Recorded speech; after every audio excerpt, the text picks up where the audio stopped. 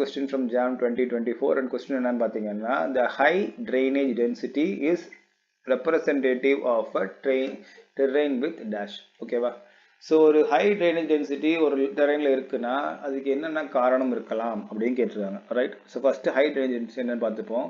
பொதுவாக ஒரு river run ஆகக்கூடிய ஏரியா இருக்கு இல்லையா, அந்த ரிவர் வேலியோட ஏரியா அது எவ்வளோக்கு எவ்வளோ அதிகமாக இருக்கோ அது வந்து ஹை ட்ரைனேஜ் டென்சிட்டின்னு சொல்லுவாங்க. அது அளவு கம்மியாக இருந்துச்சுன்னா லோ ட்ரைனேஜ் டென்சிட்டின்னு சொல்லுவாங்க. ஓகேவா? ஸோ அதிகமான ரன் ஆஃப் தரையில் அதிகமான பரவலாக பரவுச்சு, அதிகமாக ஸ்ட்ரீம் ஆர்டர் இருந்துச்சு, நிறையா ஸ்ட்ரீம்ஸ் பாஸ் ஆகிட்டு இருக்கு ஒரு ஏரியாவில் அப்படின்னா that indicates it is an high drainage density basin. ஓகேவா? ஸோ ஒரு ஹை ட்ரைனேஜ் டென்சிட்டி வந்து என்னென்ன காரணம் வேணும்னு கேட்குறாங்க. ஸோ ஒரு ஹை ட்ரைனேஜ் டென்சிட்டி வரணும்னா ஒரு 3 ரீசன் சொல்கிறாங்க. அதில் ஃபஸ்ட்டு சொல்கிறது சாயில் அல்லது பெட் ராக் பெர்மியபிலிட்டி. ஸோ பொதுவாக ஒரு லொக்கேஷனில் இருக்கக்கூடிய ராக் அல்லது சாயில் இம்பர்வியஸாக இருக்கும் பட்சத்தில் கிரவுண்ட் வாட்டர் ரீசார்ஜுங்கிறது ரொம்ப கம்மியாக இருக்கும். ஏன்னா இம்பர்வியஸ் இல்லையா? ஸோ ஆட்டோமேட்டிக்காக மழை பெய்யுறது எல்லாமே தரையில் சர்ஃபேஸ் ரன் ஆஃபாக தான் போகும். ஸோ எப்போ தரையில் ரன் ஆஃப் அதிகமாக இருக்கோ that indicates the area cover will be high, that could be results in high drainage density.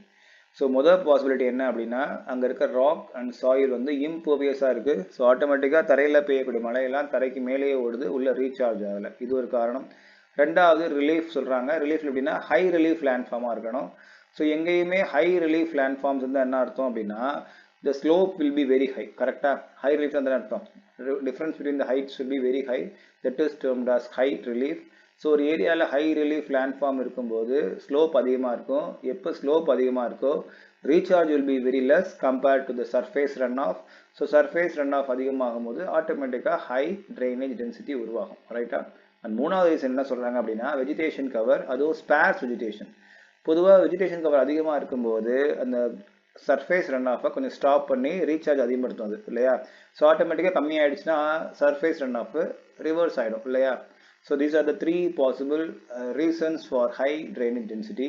And இது ஒரு multi select question. So more then one answer can be right. So இதில் பார்த்தீங்க அப்படின்னா option A as well as option C R the right answer. That is high drainage density is representative of a terrain with high relief as well as impermeable surface layer. Okay va? So this is the reasons. Is that clear?